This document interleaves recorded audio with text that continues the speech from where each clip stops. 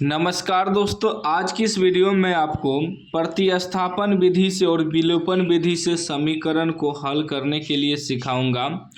समीकरण है करें कि सवाल समीकरण युग्म 2x प्लस वाई बराबर 7 तथा 4x माइनस 3y प्लस 1 बराबर 0 को प्रतिस्थापन या विलोपन विधि से हल करें। यह सवाल 10th के बोर्ड एग्जाम में पूछा जा चुका है। अगर आप YouTube पे सर्च मार रहे थे तो ध्यान से देखना है। इसी समीकरण को कह रहा है कि यदि आप जानते हैं तो प्रतिस्थापन विधि से हल करिए या आप विलोपन विधि से हल करिए। तो मैं आपको इस वीडियो में दोनों विधि सिखा दूंगा, ठीक ना। किसी एक ही विधि से बनाना था, इस समीकरण को किसी एक ही विधि से हल करना है, लेकिन मैं आपको दोनों विधि बता दूंगा, प्रतिस्थापन विधि भी और विलोपन विधि भी। तो सबसे पहले हम प्रतिस्थापन विधि से हल करते हैं। यहाँ लिख देते हैं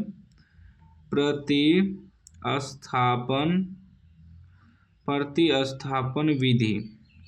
पहले हम लोग प्रतिस्थापन विधि से हल करते हैं। तो समीकरण क्या है, 2x प्लस वाई बराबर 7, इसको मान लेंगे समीकरण एक। उसके बाद दूसरा समीकरण है 4x माइनस 3y प्लस 1 बराबर के उबगल जाएगा तो -1 हो जाएगा, ठीक है। जैसे इस समीकरण है उसी रूप में इसको भी लिखना है ना। तो ये बराबर की इबगल था, लेकिन हम बराबर के उबगल भेज देंगे तो प्लस है तो माइनस हो जाएगा। ये हो गया समीकरण 2, ठीक है ना, समीकरण 2। अब करना क्या है, प्रतिस्थापन विधि में क्या होता है कि सबसे पहले समीकरण एक को हल करेंगे और उसका मान जो आएगा x का मान समीकरण 2 में रखेंगे। तो यहाँ लिख देंगे समीकरण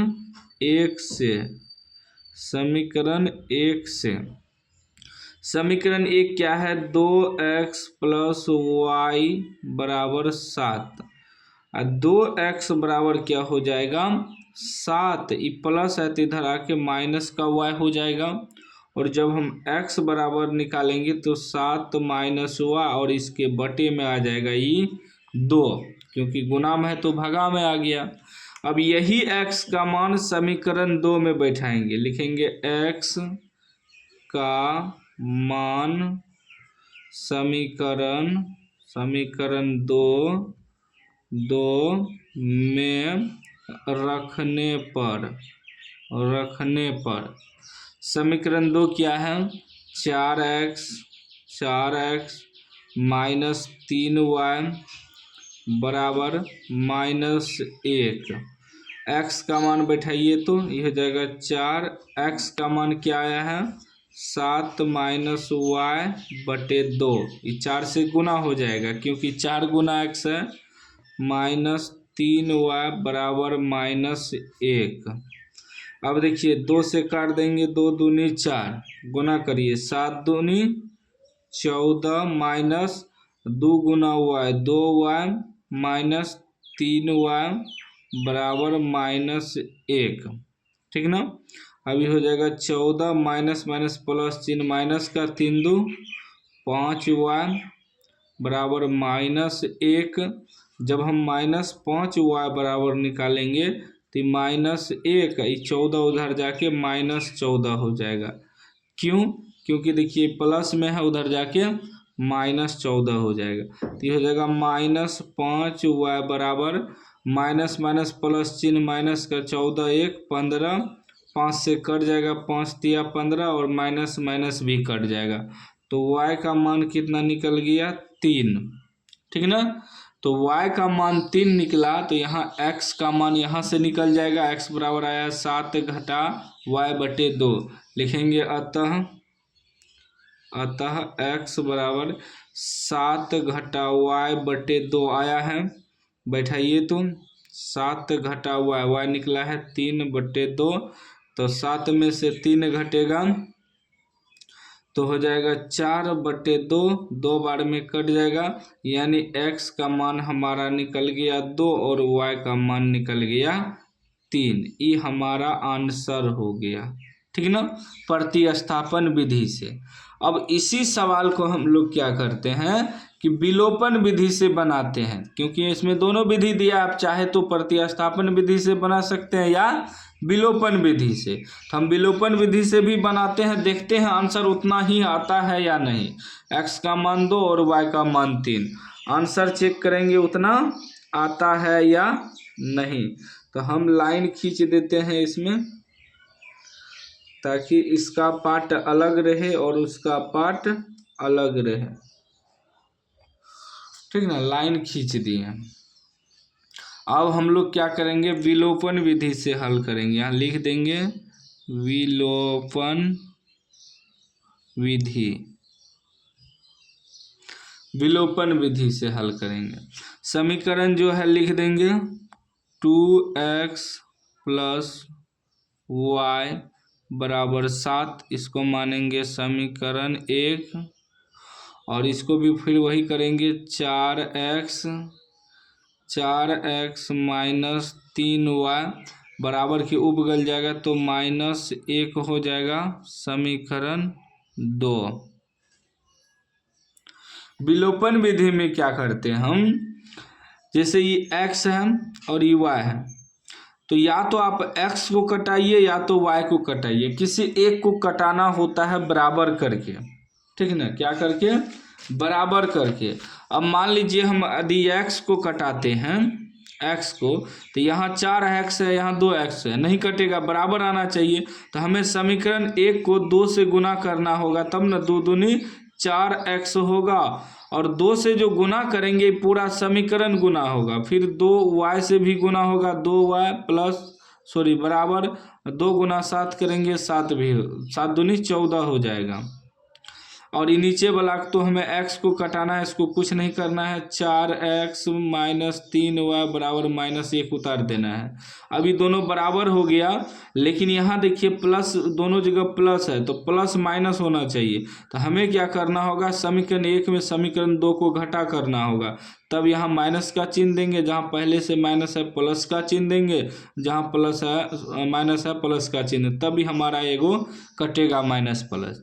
ठीक ना, यही होता है। यदि हम y को कटाएंगे तो y में देखिए यहाँ माइनस है, यहाँ प्लस है, तो कट जाएगा आसानी से, बस यहाँ 3 लाना होगा तब ना कटेगा। तो 3 लाने के लिए हमें समीकरण 1 को 3 से गुना करना होगा, तभी जाके 3y होगा।